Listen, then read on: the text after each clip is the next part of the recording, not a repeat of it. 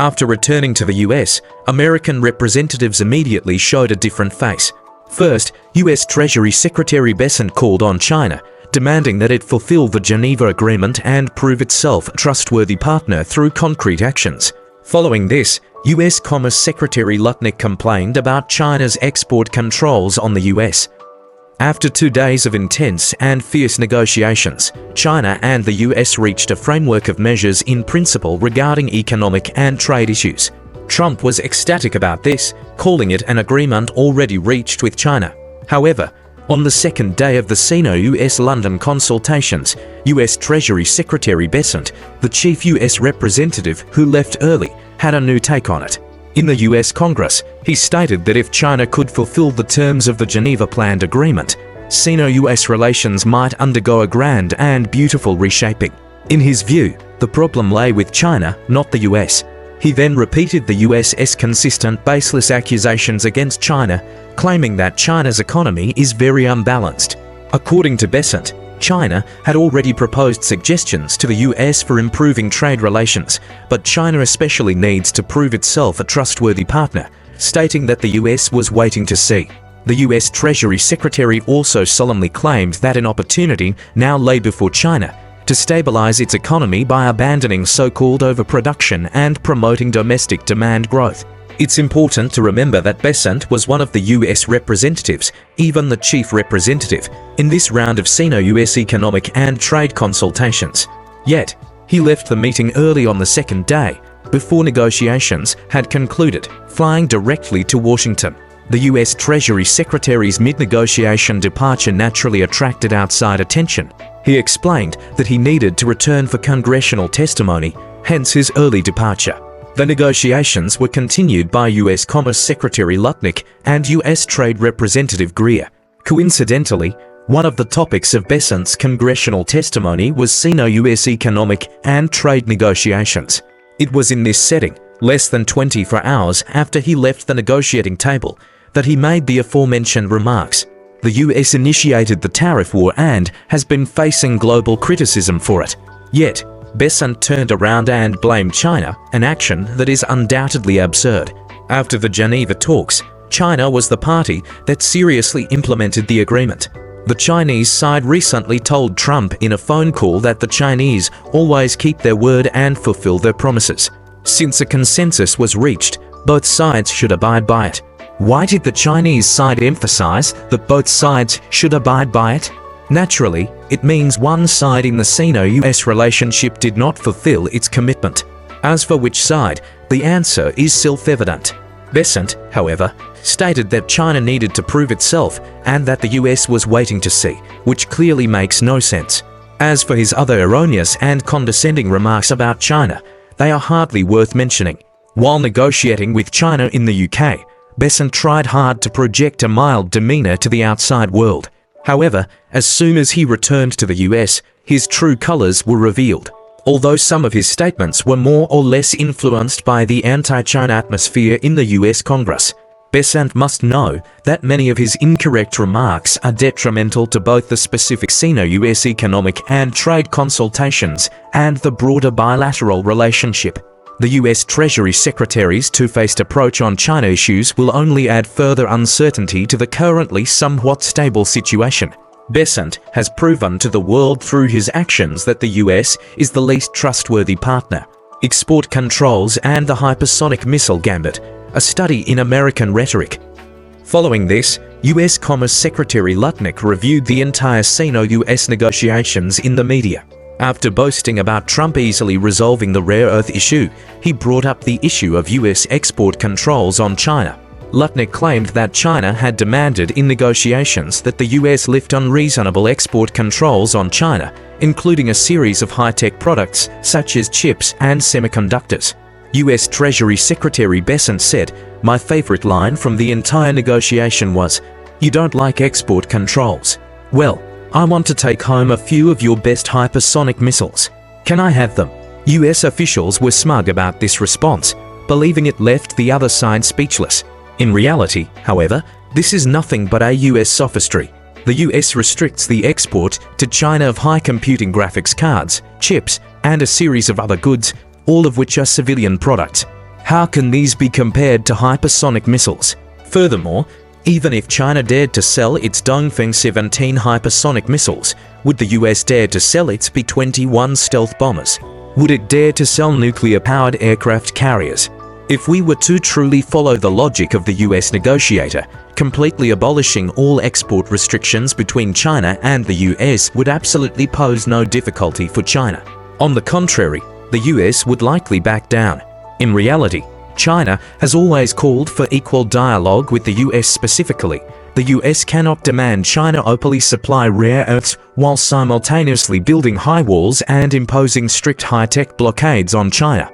There is no such logic in the world. The US's bizarre remarks didn't stop there. Lutnick also stated that if China failed to fulfill the rare earth agreement, the US would stop exporting a series of goods to China, including chips, chemicals, and aerospace components. He claimed that China's restricted export of rare earth magnets was merely old technology and that China just happened to control 90% of the production capacity. The implication was that the US still held disproportionate leverage and was not worried about China resuming rare earth export controls. Analysts point out that China has long been prepared for the US's aggressive tactics. After the Sino-US London negotiations, China's statement specifically mentioned hoping that the US would act on its words and be trustworthy, genuinely implementing the series of consensuses reached between China and the US. Facts prove that China's concerns were not misplaced. Immediately after the Sino-US negotiations, the US eagerly started making tough statements and applying pressure on China. This demonstrates that China cannot afford to be overly optimistic about the US elite, who still approach interactions with China from a position of perceived strength. China does not want to fight this trade war with the US, but it is absolutely not afraid to fight. The resilience of the Chinese economy is unmatched by the US. According to the latest news from Xinhua News Agency, in the first 5 months of this year, China's total foreign trade import and export volume was 17.9 trillion yuan, a year-on-year increase of 2.5%. Of this, May's total foreign trade volume was 3.81 trillion yuan, with exports growing by 6.3%. It's important to note that Trump initiated the tariff war in April, significantly increasing tariffs on China. Under such circumstances, China's foreign exports still grew against the trend. What does this indicate? It shows that Chinese goods can still be sold even without the US market, and in fact, more are being sold. This undoubtedly undermines the US's trade blackmail and means that the US has lost its biggest bargaining chip. We no longer hold illusions about Trump. To contain and suppress, he will certainly make no moves later. However, specifically regarding this Sino-US economic and trade consultation, Trump genuinely desires an outcome at this stage. On one hand, the previous Sino-US tariff war still haunts him. He has realized that China is not an easy opponent to deal with. Given this, ensuring a certain level of stability in Sino-US trade and relations is in the interests of the US government and Trump himself. On the other hand, Trump's 90-day deadline for reciprocal tariffs is fast approaching, but there hasn't been much progress. Trump needs a substantial agreement to pressure other countries, conveying the message that if they don't reach an agreement with the US soon, it will be too late. This also explains why, immediately after the conclusion of this Sino-US economic and trade consultation, Trump high-profilely announced on social media that China and the US had just reached an agreement, claiming both countries got what they wanted. He also stated that relations were very good and that he would work closely with China to promote more open trade, resulting in a win-win for both countries. Regardless of the sincerity of Trump's words, the US currently needs a period of as much stability as possible in Sino-US relations. This also makes Bessant's words appear increasingly nuanced. Bessant dropped a bombshell in Congress. Trump is considering postponing the deadline for agreements with major trading partners, emphasizing that this is highly probable. The reasons are simple. First, the US itself is getting anxious. The 90-day exemption period is less than a month away from expiring. Few countries are willing to negotiate with the US, let alone reach an agreement. If he cannot secure several substantial trade agreements before the exemption period ends, the Trump administration will lose face in the international community. So, the US can only create an off-ramp for itself by extending the exemption period, signaling to major trading partners to come and negotiate. It's noteworthy that Bessant explicitly named the EU in his statement, claiming the US welcomes trade blocs like the EU to reach agreements with it. The EU's economy is highly dependent on the US, and it's a US ally encompassing many countries. If the US and EU reach an agreement, it would give the Trump administration something to boast about for a while. Second, riding on the momentum of the Sino-US London talks, it would be easier for trade partners to accept. Bessant wants to strike while the iron is hot, demonstrating a posture to other trade partners. Look, we've dealt with China, come talk to us quickly. The deadline can be extended. Third, it was Bessant who strongly recommended to Trump the strategy of implementing the exemption period. If he couldn't produce any decent trade agreements within 90 days, it would not only be a slap in Trump's face, but could also jeopardize his own position. From the perspective of his personal political career, Bessant also needs to make a strong effort. Honestly, Bessant's announcement to global trade partners that the US would proactively extend the exemption period ironically exposed the US's eagerness to reach trade agreements, potentially leading to the opposite result. This decision completely tore off the Trump administration's facade of strength.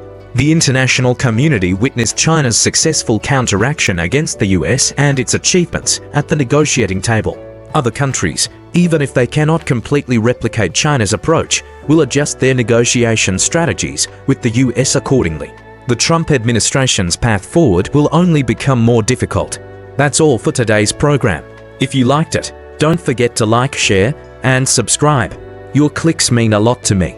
See you next time.